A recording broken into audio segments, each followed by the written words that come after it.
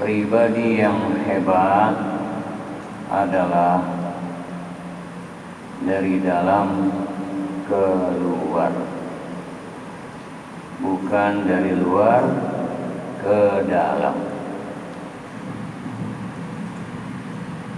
Pribadi yang hebat adalah pribadi yang sudah mendapatkan, memperoleh dari Allah anugerah kesadaran tertinggi. Sedangkan kualitas kesadaran seseorang amat sangat ditentukan oleh bagaimana tingkat berserah dirinya pada Allah. Dan tingkat keberserahan diri pada Allah Subhanahu wa Ta'ala itu indikasinya adalah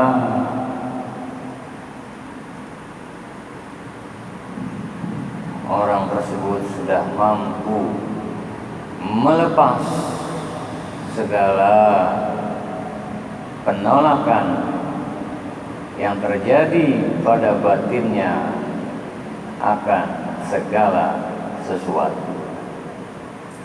Dan kalau sudah tingkat keberpasrahannya totalitas yang tinggi pada Allah, ini sebetulnya disebut Islam. Aslama yuslimu, Islam, akhirnya dia menuju muslimun total. Karenanya bala man aslama wajhahu lillah wa huwa muhsin falahu ajruhu wa innahu la khaufun alaihim wa lahum yahzanun. Kalau seseorang sudah mengaku berserah diri, maka dia akan muhsin, melakukan kebaikan. Baru dia dapat ganjaran dari Allah Subhanahu wa Ta'ala, dan dia sudah tidak ada lagi rasa takut dan sedih.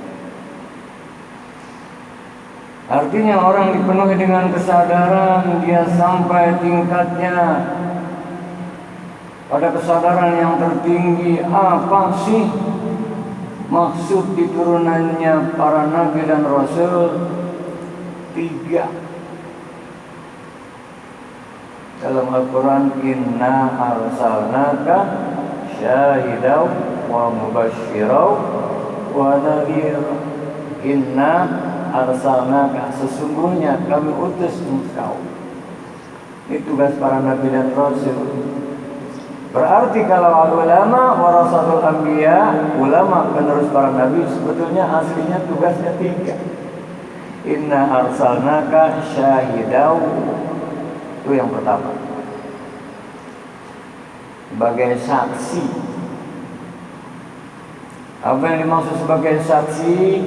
Mengajak, dia telah menyaksikan, visi misinya jelas. Orang yang mengajak, dia sudah menjadi saksi. Yang kedua, wa mubasysyira, sebagai pembawa berita gembira. Baru wa nadhira, inna arsalnaka syahidaw wa mubasysyira wa nadhira. Sesungguhnya engkau diutus para nabi dan rasul untuk apa? Saksi, beri berita gembira dan beri peringatan. Tuh. Maksudnya saksi apa? Visi, misi daripada orang-orang yang mengajak mubalik di jalan Allah, mengajak di jalan Allah. Isinya adalah mengembalikan seseorang agar ingat Allah.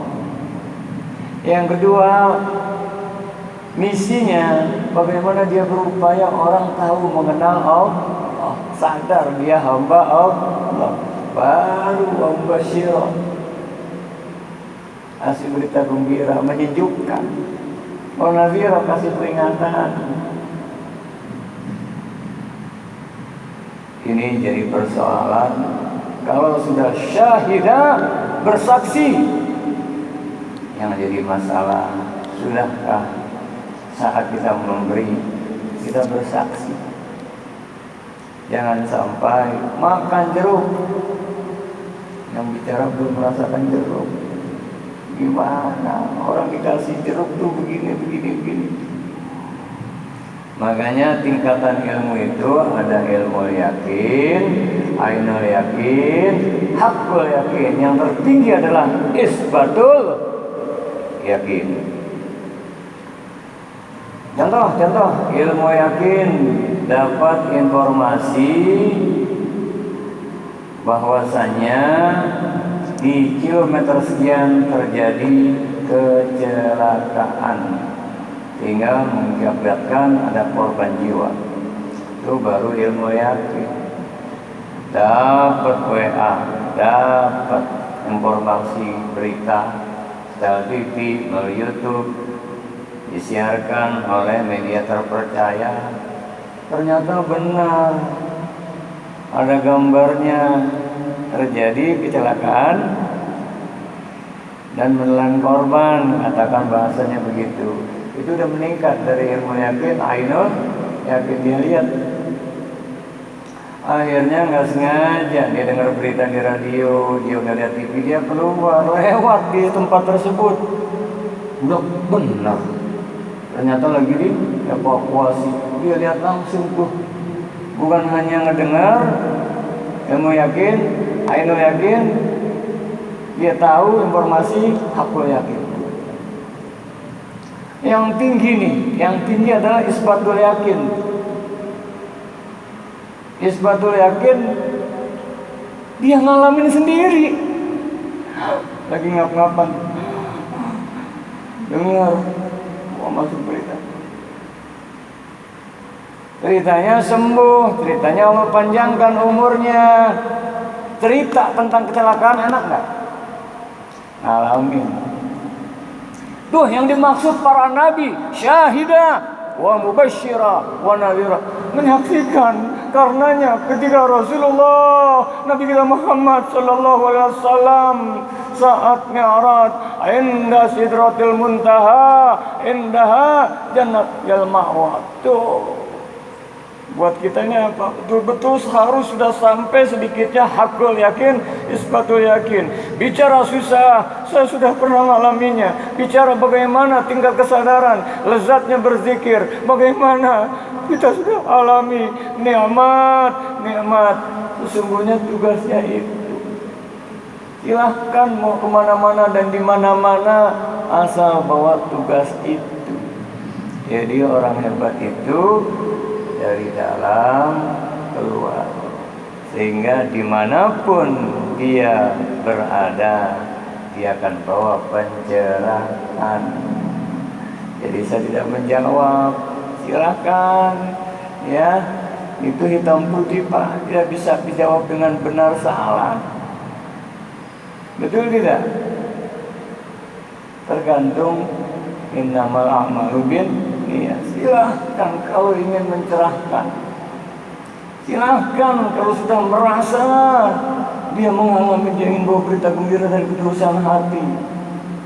Nah, jadi jangan sampai kalau belum ada kesadaran tinggi di kalbu kita, maka khawatir penilaian segala sesuatu akhirnya hanya dari persepsi, interpretasi, terbawa opini, kemudian jadi tidak objektif. Karenanya kembali kepada nurani kita, kembali ke tugas, ibda binasib, kembali kepada diri kita. Sebab terakhir kadang kita jadi salah menilai seseorang karena rusaknya hati kita. Kita sering menyalahkan orang karena sering tidak objektif. Kalau sudah bersih, kalau sudah suci hati kita, musyahadah, ya Allah, karena semua hakikatnya yang ada pada jiwa manusia itu Allah saja masih memberikan dia hidup, Allah saja masih memberikan dia nafas. Kadang kalau hitam putih kita sudah nyumpain seolah-olah sudah lebih hebat dari Allah. Naudzubillah min dzalik ya Allah. Ya, yauma la yanfa'u mal wala banun illa man atallaha biqalbin salim. Kalau hati yang selamat, damai, dia tebar kedamaian. Menilai sesuatu tidak objektif, hitam putih, subjektif, tapi dengan sebuah kesadaran, maka yang ditebar adalah keselamatan. Baik, subhanallah.